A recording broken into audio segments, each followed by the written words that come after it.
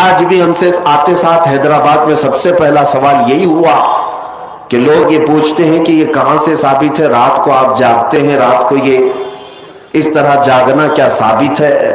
آپ فرماتے ہیں پورے سال میں 5 راتیں ایسی ہیں جس میں دعائیں قبول ہوتی.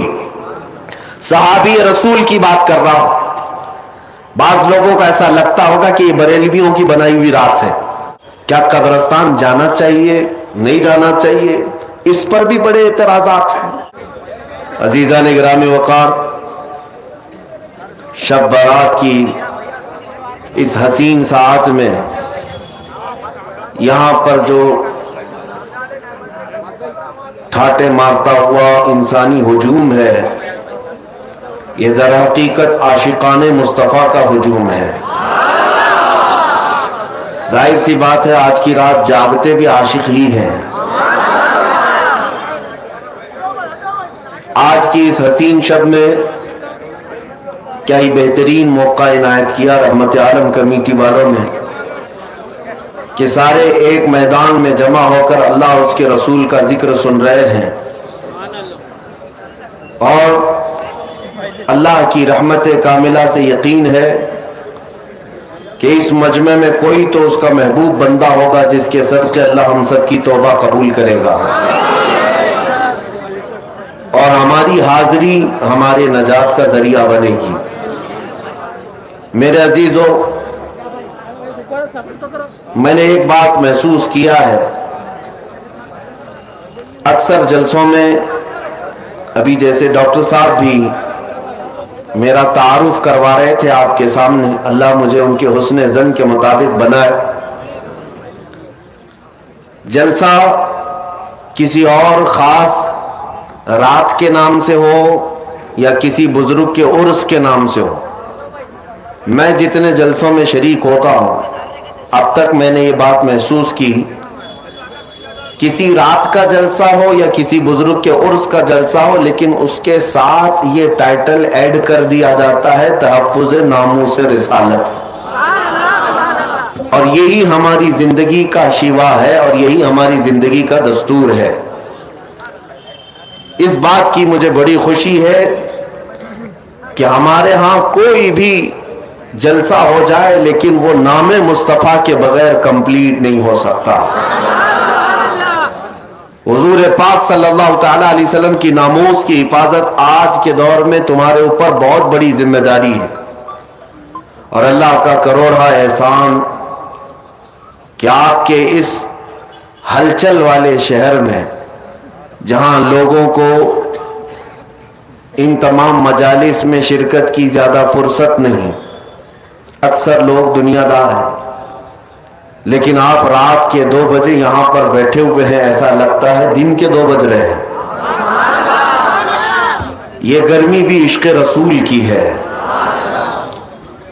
میرے عزیزو، میں اپنا انٹروڈکشن اور اپنا تعارف صرف اس بات سے کراتا ہوں، یا رسول اللہ تیرے عشق کی بدولت مجھے زندگی ملی ہے،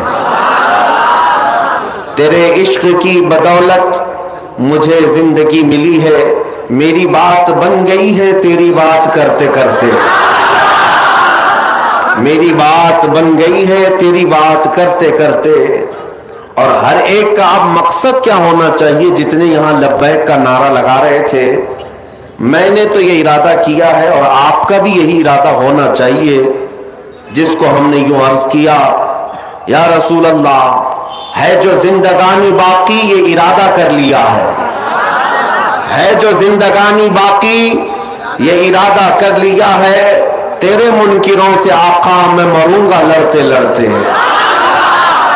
یا رسول اللہ تیرے منکروں سے آقا میں مروں گا لڑتے لڑتے. اللہ تعالیٰ اسی جذبے کے ساتھ ہمارا خاتمہ عطا فرمائے.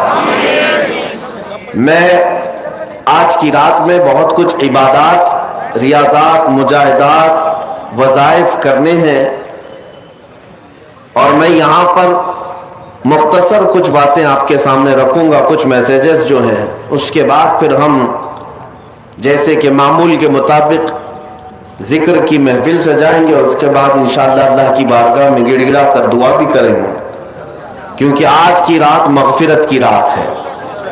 سب سے پہلے میں شعبان المعظم کے اس نصف کے متعلق عرض کر دوں، بہت لوگ، دو طرح کے لوگ آج میسیجز میں مصروف تھے، ایک معافی نامہ بھیجنے والے اور دوسرے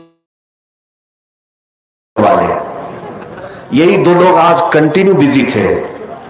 معافی مانگنے والا طبقہ تو اچھا طبقہ تھا کہ کم از کم انہیں احساس تو ہے کہ ہمیں کسی سے معافی طلب کرنی چاہیے، اور دلیل مانگنے والے وہ ایسے کام چور ہیں کہ ان کو عبادت سے کوئی غرض نہیں۔ آج بھی ہم سے آتے ساتھ حیدرآباد میں سب سے پہلا سوال یہی ہوا کہ لوگ یہ پوچھتے ہیں کہ یہ کہاں سے ثابت ہے رات کو آپ جاگتے ہیں، رات کو یہ اس طرح جاگنا کیا ثابت ہے؟ پہلی بات تو یہ ہے کہ ان کی بیٹیوں کی شادی میں، منگنی میں اور مہندی میں جو جاگتے ہیں اس کا ثبوت تو لے آؤ۔ ڈھول باجے کرتے ہو، اس کا ثبوت تو لے آؤ۔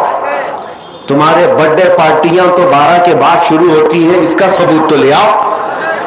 تمہارے پاس دنیاوی مشاغل کے لیے رات جاگنے میں کوئی دلیل کی ضرورت نہیں، اور ایک بندہ مومن اللہ کی یاد کے لیے